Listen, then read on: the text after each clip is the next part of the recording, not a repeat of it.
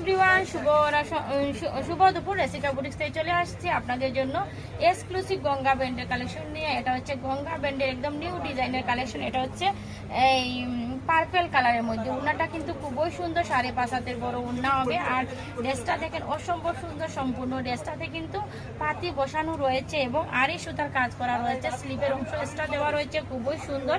যাদের ভালো লাগবে দ্রুত স্ক্রিনশটটি ইনবক্স করে ফেলেন। এটা হচ্ছে স্লিপের অংশ, লং হবে 50, বডি 60+।